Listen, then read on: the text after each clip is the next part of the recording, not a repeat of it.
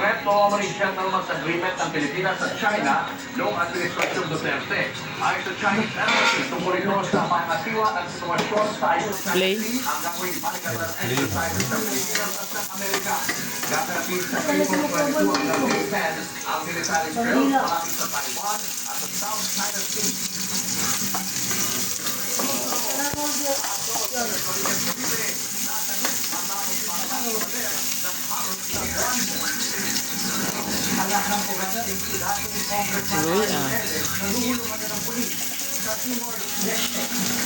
Chef. Chef, piyong-piyong.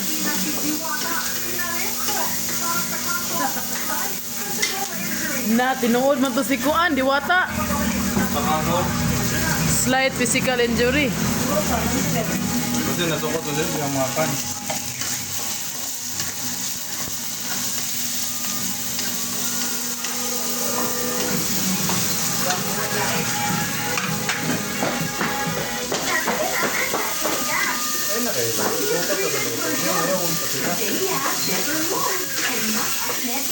Yung luto mo natin vlog, ano? Lagi, nagpakita. Yes.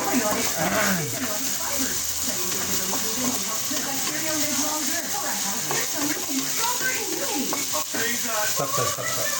Oh, yeah. Dapat solusyonan na kung tayo sa Dr. Prescribe. Proven relief and helps with immunity. Possible at first time. So, what's time reform?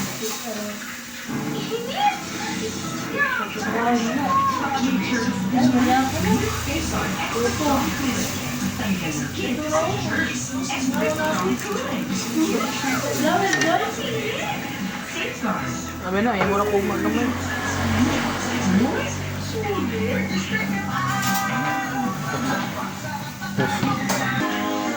Amazing moments cause a noble amazing goodness. Delicious flavor and incredible multi-grain crunch in every It's amazing goodness with Nova.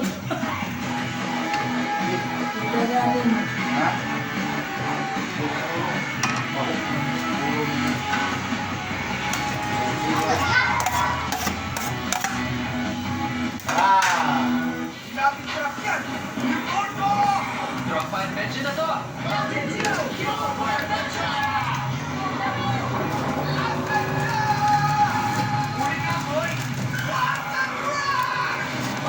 Gusto na masarap ang kain? Di lagi siya, di lagi masugod. May kamera. Ba't ito magulong? Ganito, dito. Kamera magod. Madama? Ako na, kaya mo papas lang eh. Bilin rin ang mga dito. Nabilin ng mga asawa yan, no? Papas lang bumi. Bago ang cellphone mo ya? Infinix Post.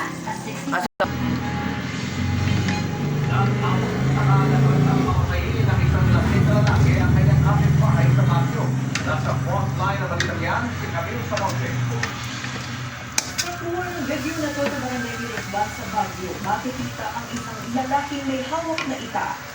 Dire-diretso siya paakit ng bahay na akala mo ay doon nakatira.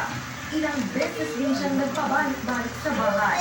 Sa isa pang video, habang nasa tapat ng parehong bahay, nakatayo ang lalaki na parang nag-warm up.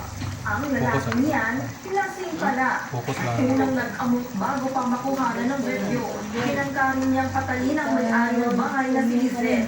Ito pa ni Giselle, hindi ito ang unang beses na nag-amok at umawak ng itak ang suspect. Ginagawa niya raw yan tuwing nalalasing siya. E-drive na nadaan dito. Ipinapabawal kami ang light diesel gaya ng mga e-bike at e-drive na dumaan sa mga pangunahing kalsada sa Metro Manila. Ang isa sa mga nagmatis at kalsada ang kanyang e-bike. Bago po sila manghuli, anahin mo lang po kami ng trabaho ng permentihan. Eh, paano naman po kami mahihirap? Dapat, ganyan po kami nila yung yung pati ng mga tao. Pero sa gitna ng panghuli, ipinag-utos si Pangulong Bongbong Marcos na magbigay pa ng panduklit para ipakalat ang impormasyon tungkol sa bagong patakaran. Kaya ang panguhuli ng MMDA sa mga e-bike, e-trike, tricycle at kuliglig, ihinto muna. Ay, nakita ko naman na yung pag-enforce na pag-restricto sa mga electric vehicles sa national. Kaya napakawala sila sa nakakakuha naman talaga. At saka